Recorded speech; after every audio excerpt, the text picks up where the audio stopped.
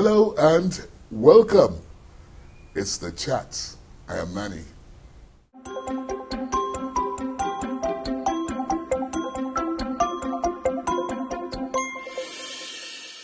My guest on the program this week is somebody you will describe as bold, frankly speaking, and the breaking news now is that he's just been made a knight of St. Gregory's.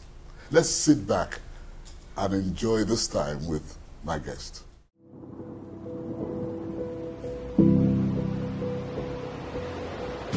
Aze Thomas Adaba is an internationally acclaimed broadcaster, communication consultant, former deputy director at the Nigerian Television Authority. He was also first principal of the NTA TV College, Jos, and the pioneer Director General of the National Broadcasting Commission that supervised the deregulation of broadcasting in Nigeria. Tom, as he is fondly called in the media, is a native of Adavi local government area of Kogi State.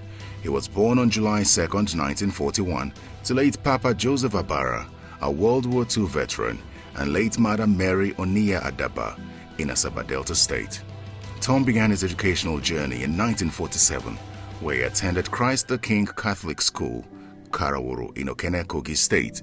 He had a short spell at the Minor Seminary in Okbala. He attended Our Lady of Schools Teachers College in Aingba.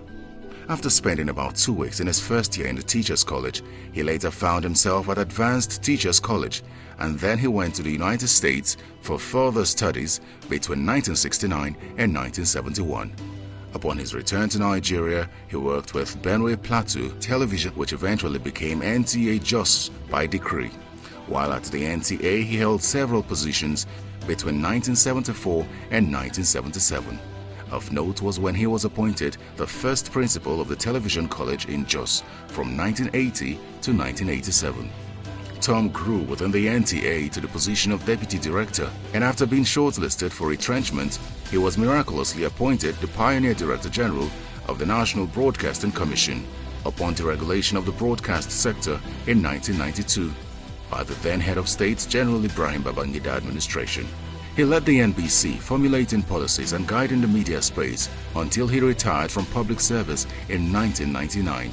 He currently runs Trim Communications Limited, a communications consultancy outfit. Tom Adaba is a devout Christian, a Grand Knight of St. Mulumba, and recently honored with the award of Papal Knight of St. Gregory the Great. He is married to his amiable wife of 53 years, with adorable children and grandchildren.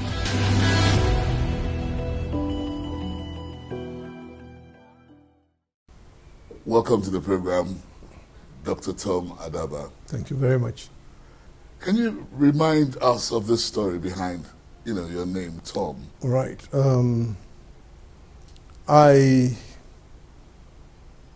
was born to a Catholic family, late Joseph and late Mary Adaba. And they were together in Okene.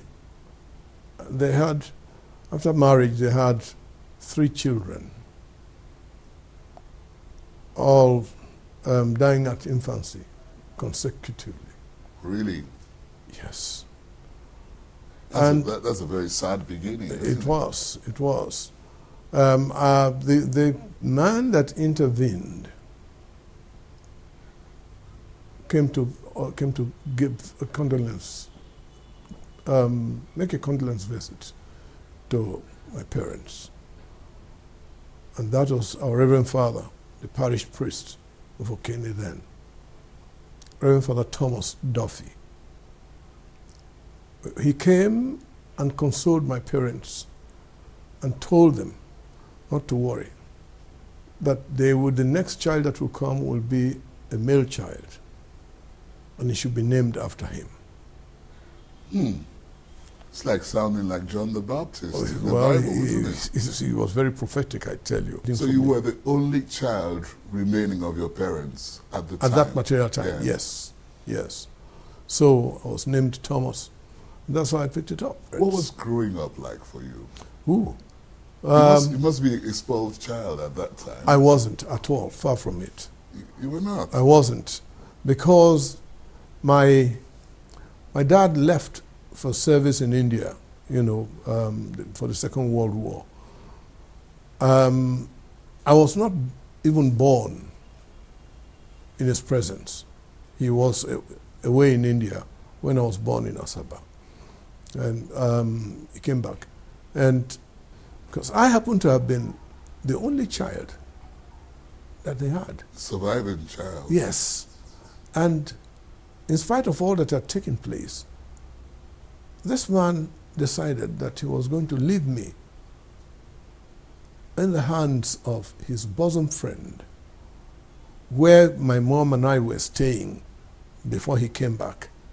And lo and behold, when it was time for him to take his wife back to Kaduna, he left me alone there.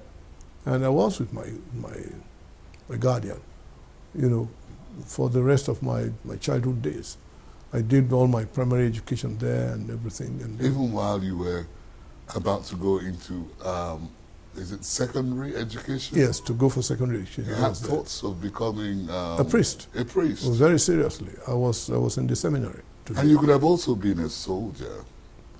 You are quite correct, because how did you come about that, by the way? Money. Well, you could have been a soldier, from what I gathered. Yes, that was much later. Was it that you were trying to, be the same as your father? I don't know what put that into my heart. I was determined to go into the military. I tried twice to get into the NDA. Twice I failed, not because we didn't do anything. I failed the test, but because they cancelled the test. But all of this, yes, you abandoned and journeyed into the media. Yes, circumstances. Where did you find that interest? Circumstances. My former colleague in the university came one afternoon and said, I asked him, Dr. Salama, where have you been? He said, well, I've been in Jos. So what are you doing there? He said, I got a job with the Benue State government, Benue Plateau State government. What is it? He said, I'm heading the new television station that was coming on. Would you want to give me a job? He said, that's precisely why I'm here.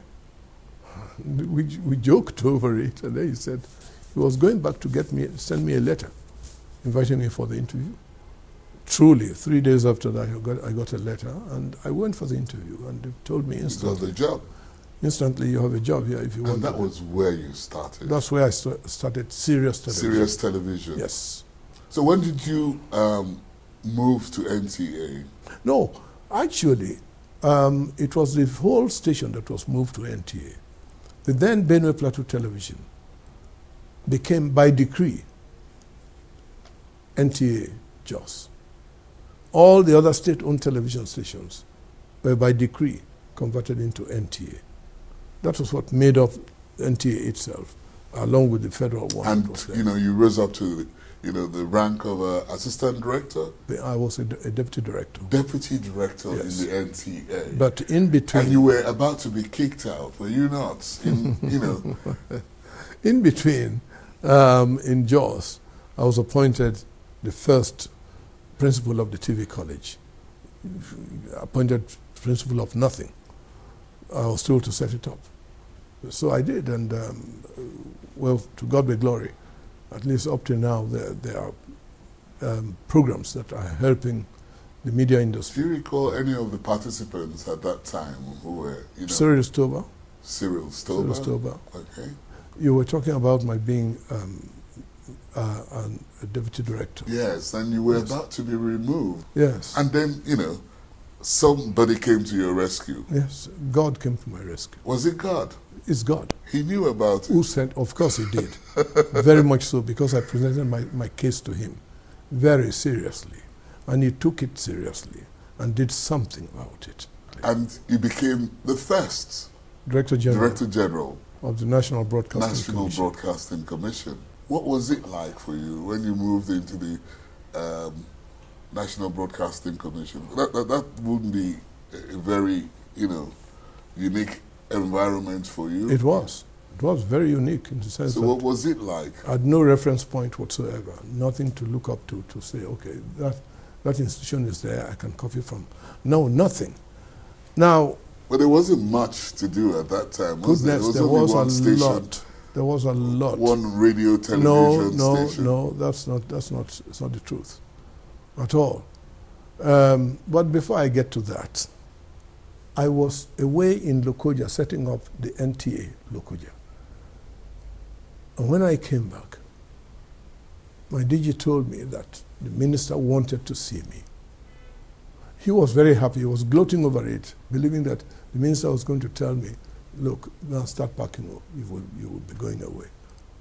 He told me that I was to see the minister. I went and met the minister. And the minister said, well, Tom, we've come a long way. We were together in ABU. I knew what you could do, and so on and so forth. Then later, when I even came to Jos on a sabbatical, I saw your work, and there is this opening that is coming up. Would you be interested in it? And I said, what is the opening? And he said, the National Broadcasting Commission. I said, sir, whatever it is that will move me out of NTA, I'm satisfied. So when you moved to the NBC, Yes. so to speak, what did you find? This was a novel organization that was coming up. I was my driver, I was my messenger, my everything. You know, fortunately, the secretary of the commission was also appointed at the same time with me. So we were only two working in the commission. We now went on some recruitments and what have you. There are two significant moments in your life. The first was the time you were born, a miracle child. And the second was when you got married. Would you agree? Just go ahead, Manny. I'm hearing you. Yes, I agree. I want you to tell me about your wife and when you met her and how it actually happened. She, I understand, advised by your parents to take a closer look at her. Yes. And I did. And I agreed. And she became my wife. And you have been together for 53 years. Yes, we're in the 54th year now. Wow. Yes. It wasn't an issue at all. You see, because my mother, particularly, was the one who made me marry her, who gave her to me, and said, this is the girl I want you to marry. All the other girls, leave them alone. And together you made 6 children. Yes. Yes, 6 natural ones and 2 adopted. And there's none of them, or should I say all of them, really, have followed you in the media. Well, not all of them. There are 2 that have gone their own way. The second one is a pastor now in Jos. That's a part of you as well. Well, okay. You could have been a priest as well. Maybe she's representing me now. By the way, you're the first Nigerian to become a holder of a PhD degree in mass communication. From a Nigerian university? Yes. Let me qualify that. Looking at the media, Yes. now, and when you were in the media, what do you think? Are we making progress? So the challenges are getting more and more with developments in the media industry. And unless we do our very best to catch up with those challenges, we will be left behind. And let me say, and very clearly, that even with NBC itself is still learning. Just as the various stations in this country are still learning. In 1992, I was appointed the Director General of the National Broadcasting Commission. In 1993 or 1994, I had calls to call all the broadcast stations together. And I wouldn't say I warned them. Okay, I forewarned them that the scenario of broadcasting in this nation will never be the same again. And truly, a year or two after, instead of having our usual 5 o'clock to 12 o'clock broadcast in the television stations, the new ones that came up sprang a surprise. They were on 24 hours. Their pictures were far, far better than the local ones that we were having. Their content was just beautiful. It made me proud. Pick a question. Well, there you go.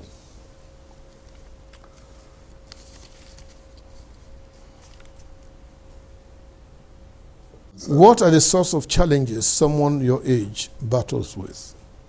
Health. Health, I'm certainly in a critical stage now, because usually between 70 and 80, there are quite a number of health issues that come up, and health challenges. What are the kind of health challenges you're going through?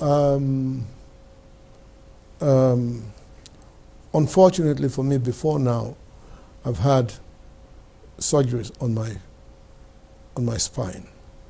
And that in itself has weakened me already, in terms of physical fitness. What do you think of recent cases of sex for max? Oh dear, it's a deplorable thing. It's a terrible thing. It is a terrible thing. The people who are doing this have no idea what they are doing to the educational system in this country. You see, you sleep with a girl, you give her good marks, she finishes and goes to another class. Maybe she's able to get somebody again who will sleep with her. And she goes out, she graduates with nothing, except maybe the art of sleeping. And that is what is causing our problems in education today. These lecturers. You were never tempted? Even if I was, I never yielded to it. I refused to. I cautioned myself all the time. I believed, and very, very strongly too, that they were children. They will flirt around and they will. So where do you think the problem lies? Is it the students or the lecturers? Both. Who would you cane them more? No, I'm not going to cane anybody, but I'm saying that both of them are guilty because, and at the end of the day, it is the girl who suffers. She's reading English, and she sleeps around with all the people and then gets high marks. She goes out to get a job. At interviews, that's when you know the worthlessness of such individuals.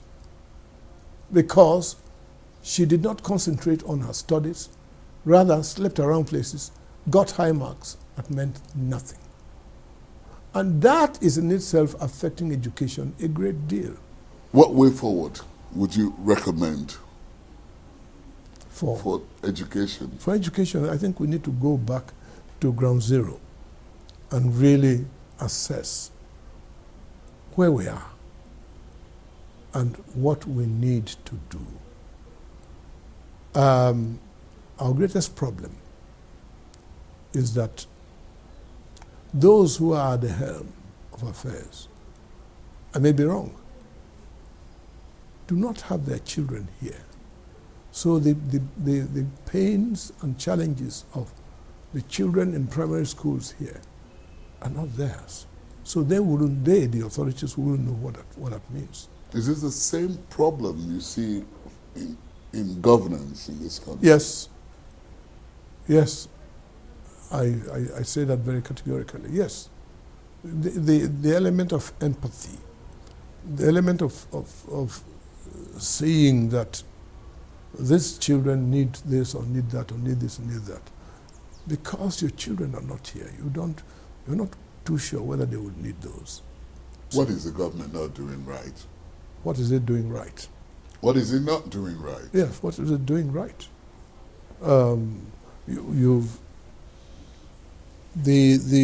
What's meant for them by way of allocation?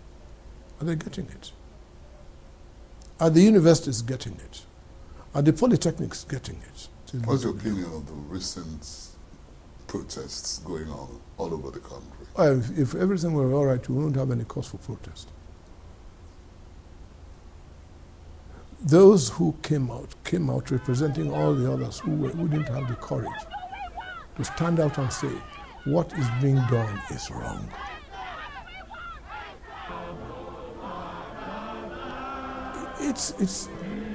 There are many more things that they stand for, apart from the SARS and what have you. The corruption in the land. How do you explain that in the service, everywhere around, an applicant must pay an amount of money in order to get a job? If he has that amount, couldn't he go and start a small business? It is saddening, it's sickening. Thank God it never happened during my time.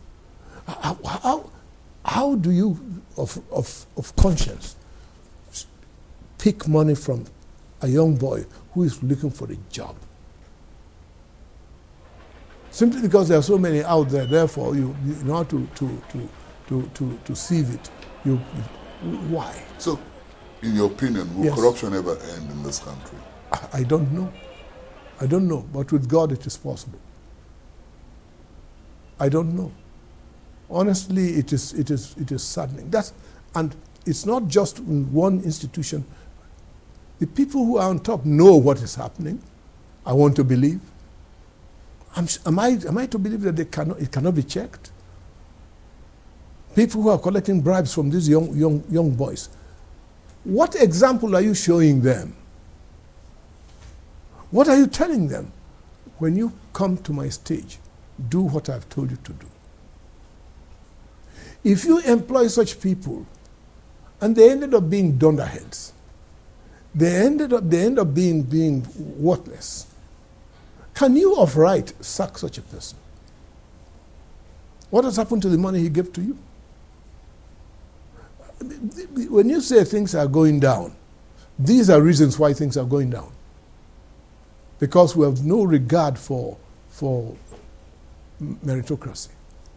When you were Director General of the NBC, would you have slammed such fines on TV stations as they have been now, using materials from social media?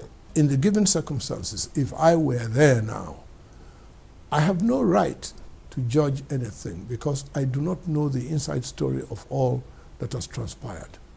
But in view of the number of days within which the fine was slammed on them and when the event took place, I felt it was a bit short in the sense that it wasn't enough to conduct an investigation, to query the stations, to get response from them before. But what would you advise, the media to do when they have such materials from, the new media now, as it is? Would you advise them to use it? If in their conscience it is verified, why not?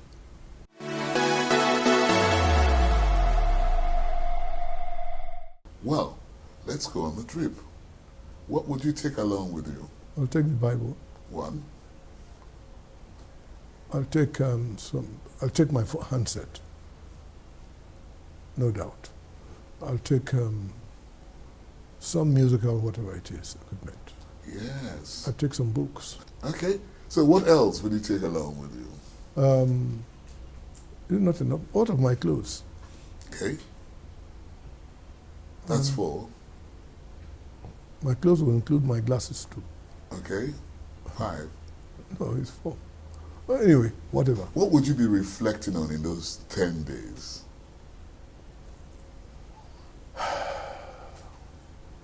One area I will be reflecting on which I don't want to and will not leave me, is Nigeria. How have we come to this level? How have we come this far? You have cause for joy and happiness for the rest of your life, Tom, By the grace 4 of God. children, 16 grandchildren. Yes. Are you going to meddle into their relationship? Why? If somebody did in your case. No. That's in those days. Come on. Why?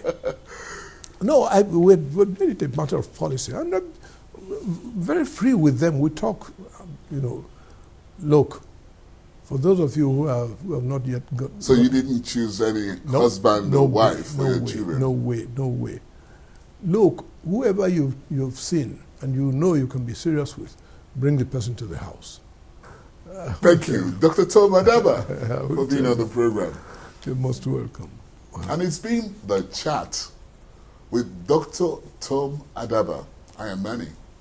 See you again. The Chat is produced by Channels Television. You can watch it again online. Just visit our social media platforms: Twitter, YouTube, Facebook.